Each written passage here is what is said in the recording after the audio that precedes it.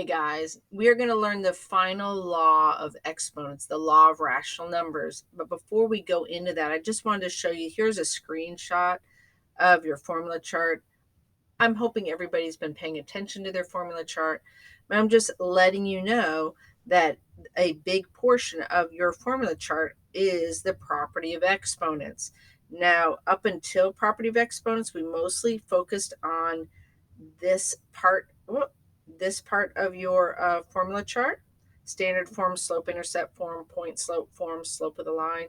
And now right now we are in this section of your formula chart. So this is all available to you. You can use this at any time. You can put notes on it, do whatever you need to do. Okay, going back to our notes. So let's see what this looks like. So square root of 25, you guys would have no problem telling me that the square root of 25 is 5, but there's other ways that you could write that. In fact, the square root of 25 is the same as 25 to the power of 1/2. In fact, you could put 25, arrow up, parentheses, 1/2, close parentheses, enter, and your calculator would tell you that it's 5. So your calculator can do this for you also. So it's the idea that if I'm doing the square root of 25, that means that it's the 2 and the 1 are part of that. We just don't write it when we're talking about the square root, but we would write it if we were doing other forms of squaring or unsquaring a number. So let's look. First off, I wanted to point out what I just mentioned, that this means the same thing. But I also wanted to point out that if you have two terms under the radical sign, and that little check mark thing is called a radical, then you would need to write it, put parentheses around both terms before you set it to the power of 1/2 to indicate that they are both to the power of 1/2. So 12 to the power of 1/2 would be the same as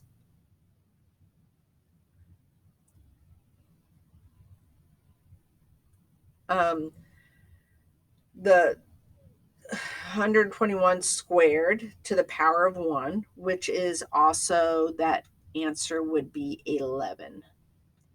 18 would be, again, another way to write it would be 18 to the power of 1/2. You could also put a little 2 right there and 18 right there.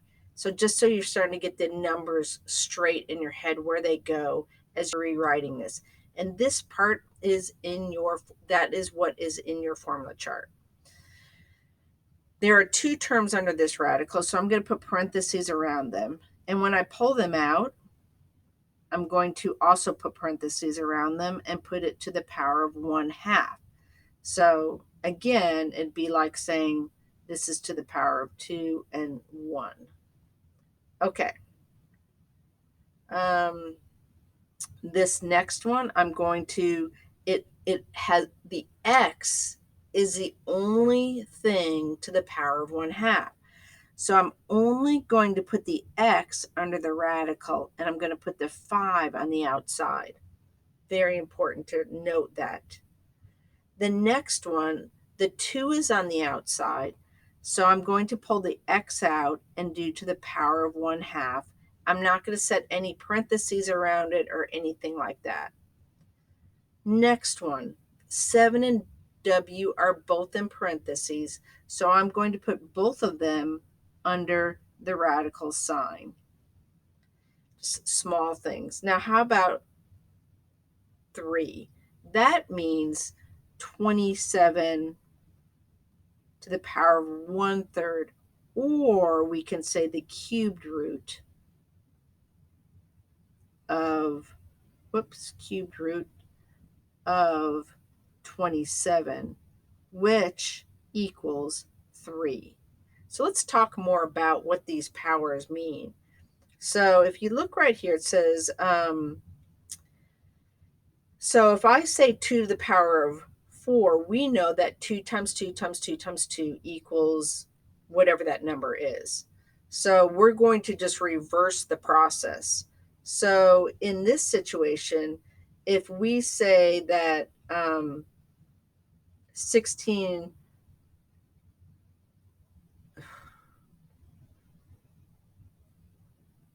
the root of 16, the fourth root of 16 is 2. I'm saying that 2 times 2 times 2 times 2 equals 2. Sorry, as my terminology in my head, I was trying to straighten that out.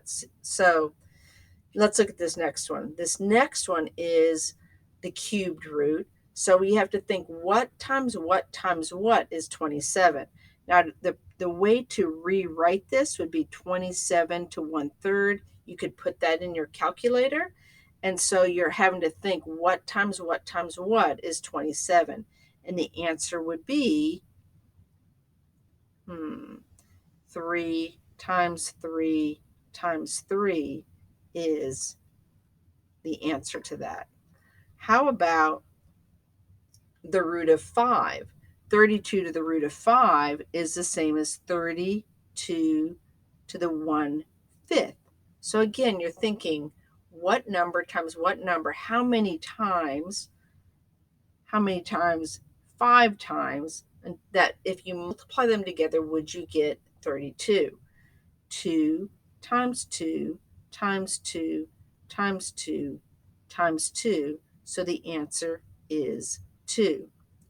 How about, again, here we have the cubed root. So again, you're thinking what times what times what would be equal to 64? 4 times 4 times 4. So the cubed root of 64 is 4. How about the next one? The root of 4, 10 to 1/4. Again, you've probably already guessed it, would be 10. Moving right along. Okay, so in the next one, we're going the opposite direction. So now I have it written in, as opposed to having a radical, I have to the power of a fraction form. So let's turn it the other way. I know that this means the cubed root of 125. So it's asking me again, what times what times what is 125? And the answer would be 5. The next one would be the root of 4. So it's asking me what number times what number. Whoops, it's not a 4. 6 times 6 times 6 times 6 equals 6. And again, now you can put this in your calculator. You can't put this in your calculator, but you could put 1296 to the power of 1/4 into your calculator. So keep that in mind. Now we have a numerator and a denominator in our fraction. So what does that look like? It looks like this. Again, remember, just like up here, we took the denominator and we wrote it right there. Whoops, I kind of erased it.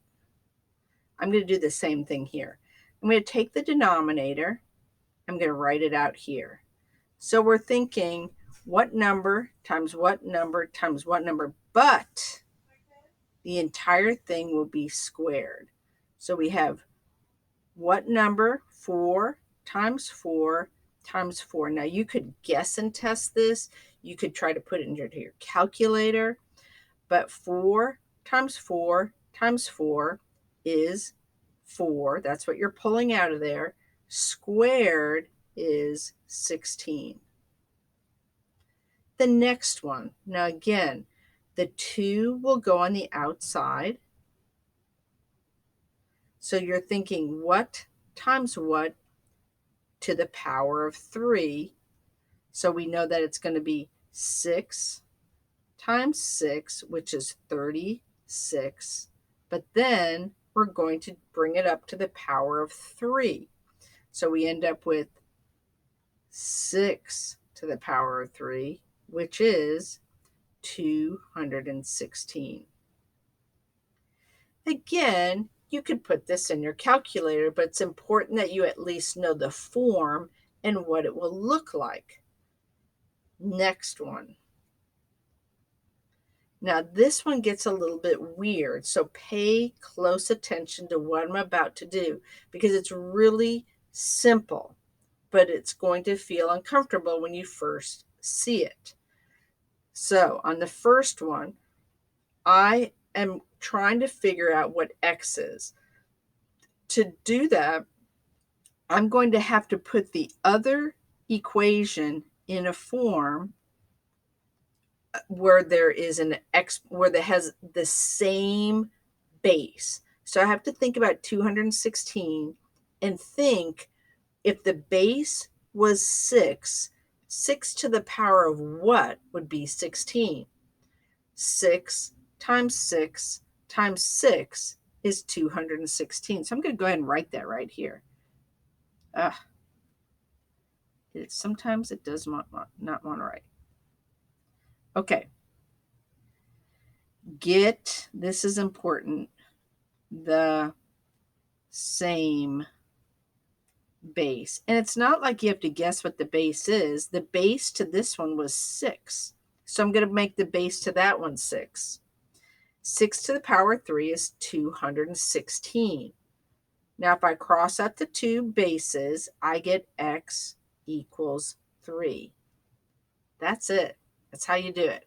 Let's do another one. This one's actually going to be kind of weird. So it's not going to help you for practice, but make sure you ask for help if you get to some of these problems and you still get confused. So the next one, this one has a base of 5. So I'm going to make this 25 base of 5. So to do that, it would be 5 squared would be 5. But there's this x minus 1 out there. I know, isn't this weird? It's pretty weird, but just keep, it's not that hard. It's just weird. Okay, get the bases the same. All right, 2 times x is 2x. 2 times -1 is -2 equals 5. Now remember, 5 is just 5, so it's to the power of 1. Okay, following me? Let's get rid of these. I'm going to get rid of my bases. Now I have 2x minus 2 equals 1. Now I just have a two-step equation. 2x equals 3, divide by 2, divide by 2, x equals 3 over 2, or 1.5. All right, I'm done. I hope I'm under 15 minutes. I'll see you later. Bye-bye.